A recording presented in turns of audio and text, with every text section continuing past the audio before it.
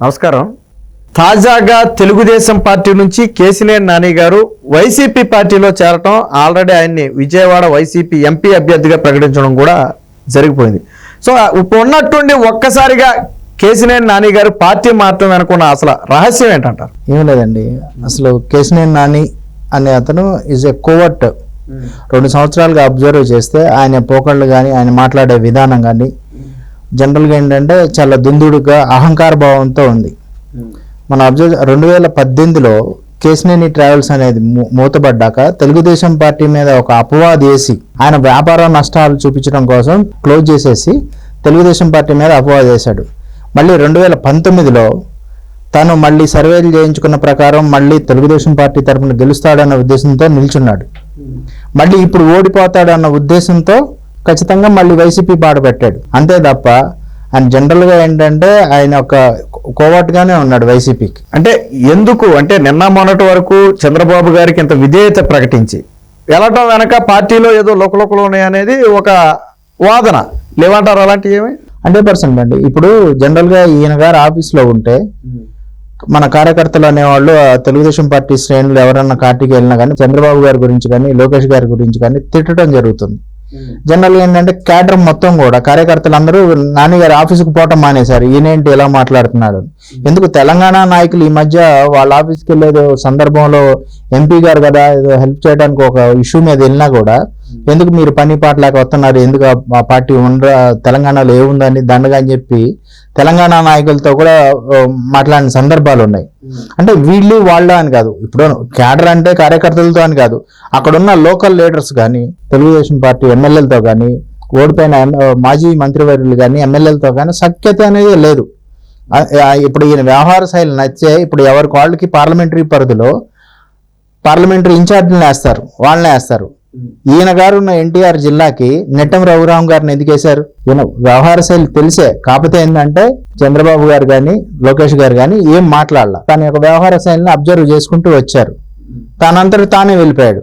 అంటే ఆయన ఇంకొక విమర్శ కూడా చేశారు, అసలు చంద్రబాబు గారు అభివృద్ధి చేసింది ఏమీ లేదు, 14 నుంచి 19 వరకు మొత్తం నేనే నిధులు తీసుకొచ్చాను, నేనే అభివృద్ధి చేశాను, వాళ్ళు టీడీపీ విజయవాడకు అభివృద్ధి చేయలేదు, చిత్తశుద్ధి లేదని చెప్పి కొన్ని కామెంట్స్ కూడా చేశారు. అంటే ఈయన 2009లో ప్రజారాజ్యం పార్టీ నుండి తెలుగుదేశం పార్టీకి వచ్చిండా, అభివృద్ధి చూసి వచ్చిండా, బాబు గారిని చూసి వచ్చిండా, విజన్ 2020 చూసి వచ్చాడా?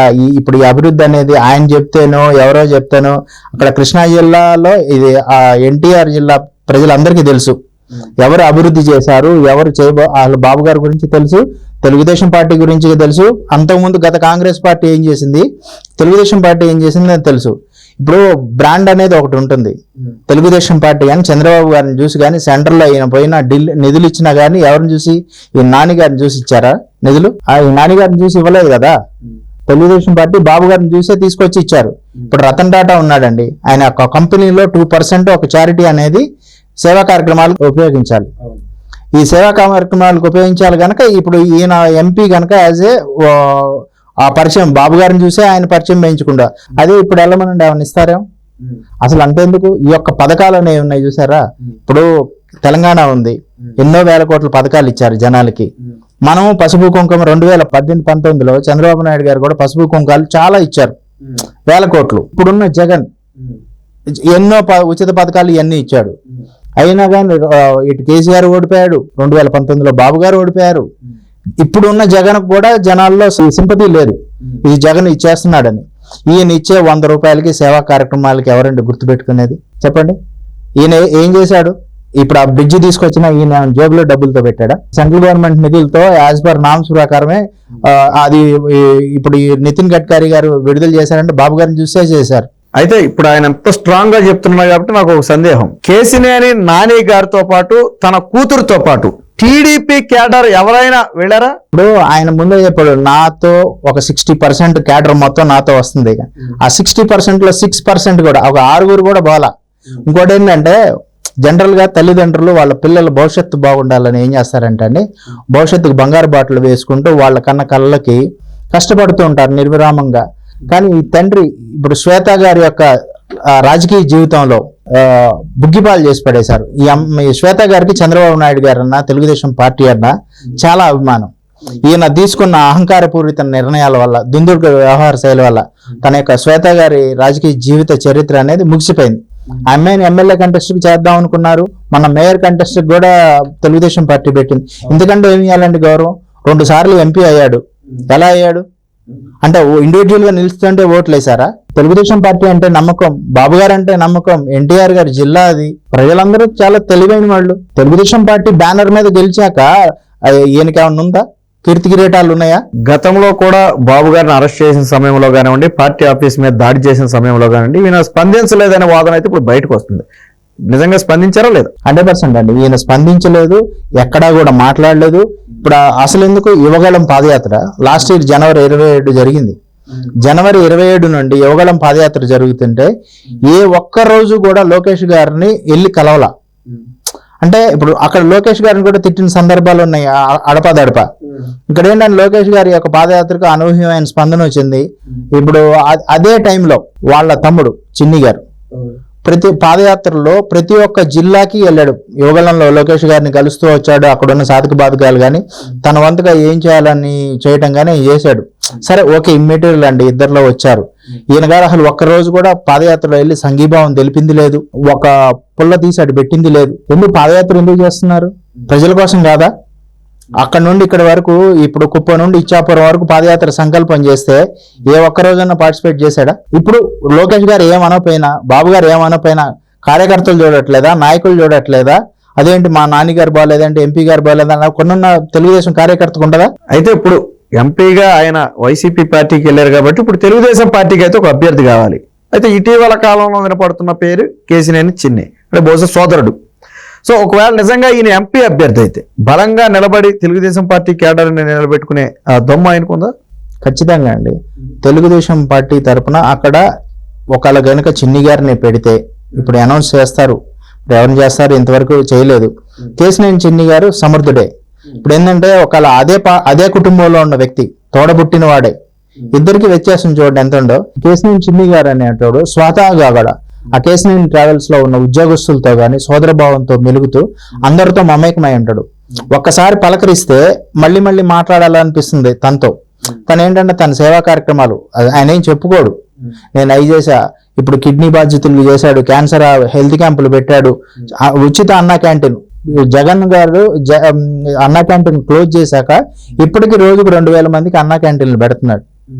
2000 మందికి అన్న క్యాంటీన్ ద్వారా భోజనాలు అందిస్తున్నాడు.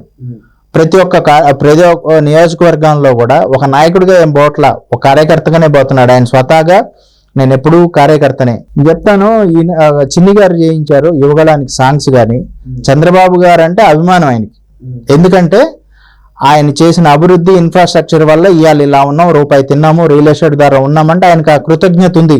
మళ్ళీ బాబు గారే గెలవాలని తపనుంది. నాకు సీట్ ఇచ్చినా ఈపైనా బాబు గారు సీఎం గా చూడాలని ఆయన తపన. వీళ్ళిద్దరికి మధ్య వ్యత్యాసం చెప్పాలంటే ఏం చెప్తారు? ఇద్దరికి వ్యత్యాసం చెప్పాలంటే నాని గారు అహంభావం ఎక్కువ అండి, పొగరుబోడుతో ఉండేది. చిన్ని గారు మృదు స్వభావి. చిన్ని గారితో ఒక్కసారి మాట్లాడితే మళ్ళీ మాట్లాడాలనిపిస్తుంది. ఆయన గడప తొక్కొచ్చు, మాట్లాడవచ్చు, ప్రజలతో మమేకమై ఉంటాడు, జనాలందరితో కలివిడిగా ఉంటాడు.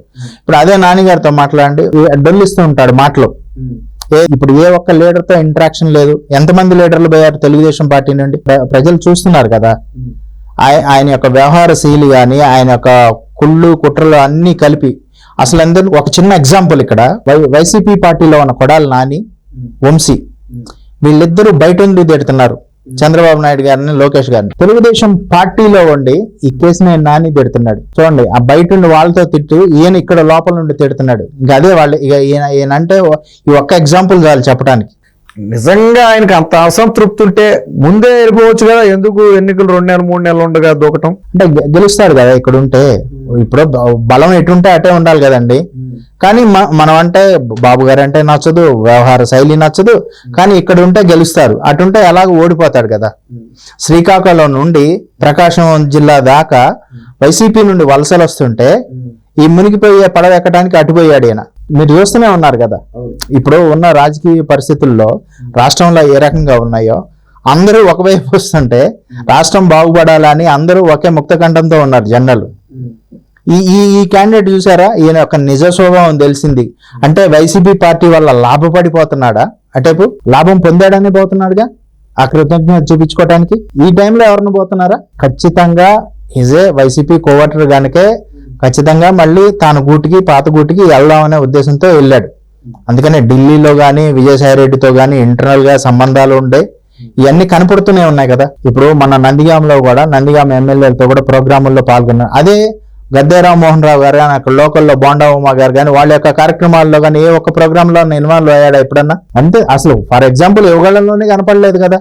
అన్ని లక్షల మంది వచ్చారు విజయవాడలో, యువగళంలో కనపడ్డాడండి? 2024లో సరే టీడీపీ తరపున అభ్యర్థి ఎవరైనప్పటికీ కూడా కేసినేని నాని మీద, వైసీపీ అభ్యర్థిగా ఉన్నటువంటి కేసినేని నాని మీద గెలిచే అవకాశం ఉందంటారు. ఎందుకంటే ఆయన 60% టీడీపీని కృష్ణా జిల్లాలో ఖాళీ చేస్తానని ఒక ఛాలెంజ్ కూడా విసిరాడు ఆయన.